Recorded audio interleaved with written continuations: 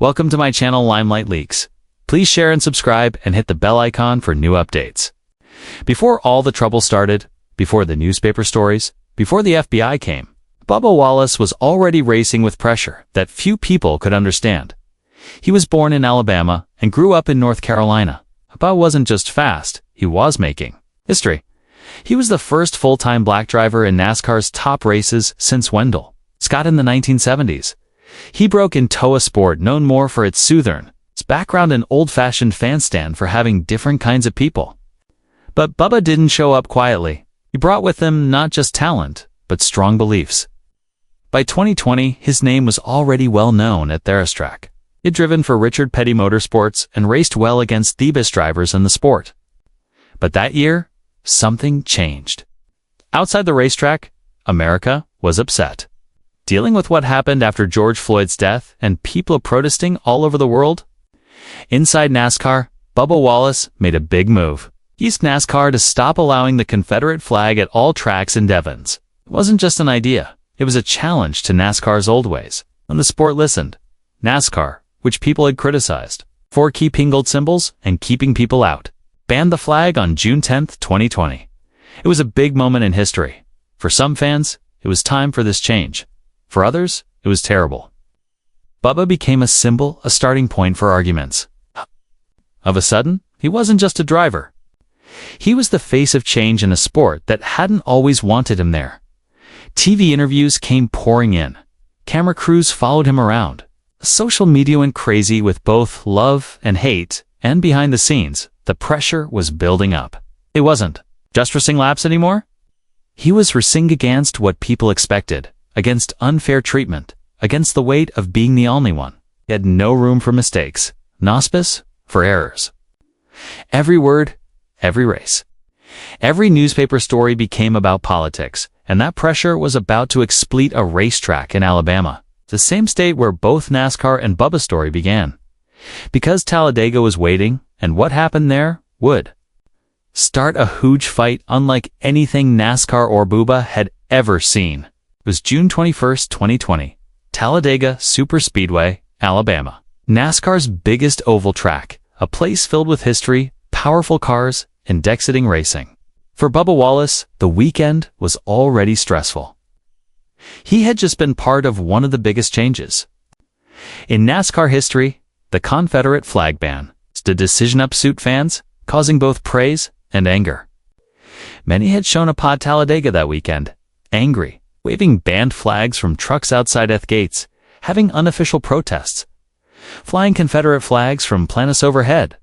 Inside the track, Wallace Dean got his car ready, like Alice died. But then, something unexpected. A crew member working in Bubba's garage area found a rope hanging from the garage door. But not just any rope. It was made into a loop, tied in a way that looked like a noose. The crew member froze. Everyone knew what that symbol meant, especially with all the racial tension air on Bubba and the sport. All right then, the discovery was reported immediately. NASCAR officials didn't wait. They secured the area, started looking into it, and most importantly, they called the federal authorities. The FBI WAs called in that evening.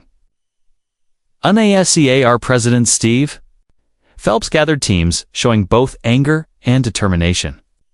The message was clear. NASCAR would no low hate on its watch. Word got out quickly. Reporters picked up the story. Social media exploded. What began as a quiet internal report had become a national headline within hours. For Bubba, who hadn't even seen the rope at this point, it was the start of a nightmare that would happen in public far beyond his control. The next day, at Talladega, started with dark skies, both literally and figuratively. NASCAR teams woke up to the weight of what had happened. Whatever differences existed, weaned drivers off the track, in that meant they were together. No one wanted the sport to be known for hate. No one wanted Bubba Wallace to stand alone. It's 5 things, cars lined up on pit road. Something amazing happened. Drivers and crew members from every team gathered behind Bubba's number 43 car. Together they pushed it down pit lane to the front off-grid. Bubba walked beside them, tears filling his eyes, grateful for support. In that moment, cameras took a picture that traveled around the world. A symbolic rejection of racism and a statement that Bubba belonged. From stands, fans cheered. Social media filled with supportive messages. Hashtags like "I stand with Bubba" trending across platforms. Major news outlets called it a turning point. Sponsors and celebrities spoke up, raising NASCAR's show of unity. Theme event was real, emotional, and powerful. Even people who didn't follow NASCAR were moved by what they saw. Bubba later said, "That's probably the most powerful moment of my career. It wasn't about speed or trophies. It was about something bigger. Human decency, shared humanity, and the hope that, maybe, just maybe, the sport was ready to change." But like many powerful moments, the angry response would soon follow. What was meant as unity became for some fuel for doubt and division. The story was far from over. As things calmed down from the emotional show of support, the investigation got serious. The FBI sent agents to Talladega. They talked to team members. They looked at video footage from the garage area, examined the rope itself. Within 48 hours, they released what they found. A new shaped rope wasn't put in Outrage that weekend. It had been there since at least October 2019, when Anna Thirtium had used the stall. It was actually a garage door pull rope. One made into a loop, yes, but not newly tied, not aimed at Bubba Wallace. The FBI said no federal hate crime had happened. The garage had been given to Bubba randomly. There was no plot, no intent. For NASCAR and Wallace, the news was both relief and frustration. Relief that Bubba hadn't been targeted with hate, but frustration at how quickly the story had grown. The first report was made with good reasons. The reaction, quick and real. But in the lightning-fast world of media and social platforms, facts rarely catch up to first impressions. Those first impressions had already spread like wildfire. By that time, the FBI report hit the airwaves. Millions had already made up their minds. Many saw the unity at Talladega as right, a stand against the possibility of hate. Others were quick to call the whole thing gone overreaction, or worse, a fake story. For Bubba Wallace, the most difficult part of the story was in the beginning. No sooner had the FAA finished its investigation than the online angry response exploded. For many, the Outrage rope incident had been proof an ACR was changing, showing a rare moment of people standing together. But to others, especially those already critical of Bubba Wallace's stance on racial issues, it was ammunition. Even though Bubba never found the rope, never made the report, and had no role in starting the investigation. Hashtags like fake news and Bubba Smollett began trending across social media. Internet personalities, commentators, and politicalvices used the story to claim that Bubba had staged a hate crime, a claim with no facts behind it. He wascaled everything from an opportunist to a fraud. Memes flooded Twitter. Socradio picked apart his motives. Some accused him of setting up the incident for attention. Ignoring Thiaf that the FBI and NASCAR had already confirmed he had nothing to do with the discovery or the first reaction. Even major news outlets added to the infusion. Headlines, mixed-up timelines, sound bites took over context. Suddenly, it wasn't about a misunderstood rope. It was about Bubba Wallace and whether it could be trusted. Sponsors who had previously praised Bubba's activism now faced backlash themselves behind closed doors. Some reportedly thought about pulling. Their support, NASCAR fans, were split. Some doubled down in support of Bubba. Others publicly spoke against him. And laugh at every insult, every lie. Every twisted headline was being aimed at a driver who had simply shown up to Rachi, only to find himself at the center of a cultural firestorm he didn't start. The backlash was no longer about a rope. It was about identity, power, and wagets. To speak in a sport long controlled by silence. As the backlash got worse, Bubba Wallace did something many didn't expect. He stayed calm. In a series of interviews across major networks, he didn't lash out. He didn't accuse, he didn't hide. Instead, he stuck to ethics. Told Don Lemon on CNN, "It was a noose. Whether it was meant for me or not, it was a noose," he said again. Thath never saw it himself. He only responded after NASCAR and the FICI confirmed what the crew had found. He didn't make it bigger than it was. He didn't add details. He didn't try to turn it into something bigger. But even his calm, factual way of talking was used against him. Critics twisted his words. They accused him of doubling down when, in truth, it was simply telling truth. And behind the scenes, the damage was starting to show. Friends said Bubba stopped sleeping. Sponsors pressured his PR team. Every apparansu is now dangerous. And every mistake, even one wrong word, could cost him everything. He later admitted it was one. The lowest points of my life because I didn't do anything wrong, but suddenly I was the villain. But even in that darkness, Bubba refused to back down. Not for attention, not for ego, but because he knew what that rope meant, regardless of intent. Hate and impact? And for Bubba, this wasn't just about NASCAR anymore. It was about standing up, even when standing up means standing alone. As the days passed, the story changed. News outlets desperate for ratings, clicks, and commentary dug there. Jacinto, the Talladega incident. And with each new headline, the truth became harder to find. Some ran with no hate crime as proof that Bubba had lied, completely ignoring the fact that Bubba never claimed it was. Others used thievery to start political fires, dragging sport and the driver into America's bigger culture wars. Cable news turned it into a circus. Social media turned it into a joke. I don't throw it all. The timeline got mixed up. People forgot that the garage was locked, that Bubba was given the stall randomly, that NASCAR made the call, that the FBI was the one whose side the rope shape was a noose. Instead, it became a symbol, not of unity, but of controversy.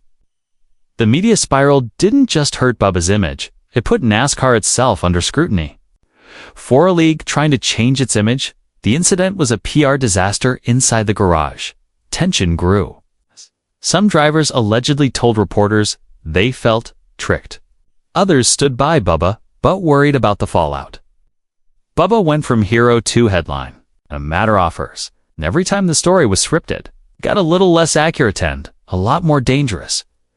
What started as a good faith response, Toa. Misunderstood situation had turned into a nationwide argument about who gets believed and who gets blamed. From the start, NASCAR took the situation seriously. After the garage rope was found, they acted fast, locking down the area, alerting the FBI, and briefing every team and driver. KOCAR President Steve Phelps made an emotional public statement declaring, "We will no tolerate racism." In that moment, it seemed like a new era was beginning. And, for a while, it worked. NASCAR earned praise for standing with Bubba Wallace, showing the world that a historical old-fashioned sport could change. Viewed after the FBI's conclusion, that wave of support started to weaken outside and inside the garage. Some fans accused NASCAR of jumping to conclusions. Others within the sport quietly questioned whether the league had been too quick to call the rope a hate symbol before having all the facts. It's a very quick decision that initially looked bold now appeared to some as careless. Internally, the incident caused real tension. While the public saw unity on pit road, some team owners and long team insiders were frustrated that NASCAR had put its reputation on the line for misunderstanding. One executive was quoted anonymously saying, "We reacted with our heart, but it cost us politically." Still, the league refused to take back its support for Bubba. They clarified the timeline, okay? They emphasized that therapy was indeed tied like a noose, regardless of its age or intent. And they reminded the public that Bubba Wallace had not reported it himself, but then. Many weren't listening. NASCAR had taken a moral stand and paid for a 10-fan backlash, political outrage, and a 9 hate. Yet in private, sources say leadership had no regrets. It's because in their eyes, it wasn't just about Wannarope. It was about showing drivers, like Bubba, that they weren't racing alone, while the FBI's findings ended the investigation. The fallout for Bubba Wallace was far from over. In the weeks and months that followed, his career hung in the balance. Sponsors who had publicly backed him were suddenly quiet. Some thought about pulling out entirely, afraid of being dragged into controversy. Behind the scenes, Bubba's PR team worked overtime to manage the media storm. But the damage was done. His name, once connected with progress, had become in some circles the same as controversies. Bubba admitted later that he struggled emotionally. The backlash took a toll not just on his reputation, but on his mental health. Waking up angry? I was waking up exhausted. It felt like I was fighting something every single day, he said in an interview. Even inside the garage, the atmosphere shifted. Some drivers repeatedly avoided talking about the incidents altogether. Others offered quiet support, but warned Bubba to lay low and stay out of the headlines. It was a silent message. Survive this, or it might be the end off the road. At one point, it seemed like Bubba might walk away from the sport altogether. Rumors spread about early retirement. Team executives weren't sure if he'd land another top ride. Sweet of being NASCAR's only black driver, thrust into the center of a national controversy, was crushing. Anton, everything changed. Michael Jordan. Denny Hamlin announced they were starting a new team, 2-3 She Racing. Their first driver, Bubba Wallace. The move was a lifeline, not just for Bubba's career, but for his spirit. It was validation and a signal to everyone who doubted him. He wasn't going anywhere. Looking back now, the Talladega garage rope incident is about far more than a misunderstood object. It's about how stories spiral, how narratives harden, and how public. Perception can outpace reality. Bubba Wallace didn't make up anything. He didn't seek attention. He didn't file a report or make accusations. He simply showed up to race only to find himself at the center of a storm he never asked for. And in the chaos that followed, the truth was buried under headlines, hashtags, and hate. But in surviving it, Bubba Wallace became something more than just a driver. He became a case study in how society reacts to race, to truth, to discomfort. He became a reminder that even in 2020, a rope in a garage could still split a country in half. And for NASCAR, the incident was a reckoning. The sport had to decide who it wanted to be and who it was willing to stand beside. Backing Bubba, it made enemies, but it also made history. Today, Bubba continues to race.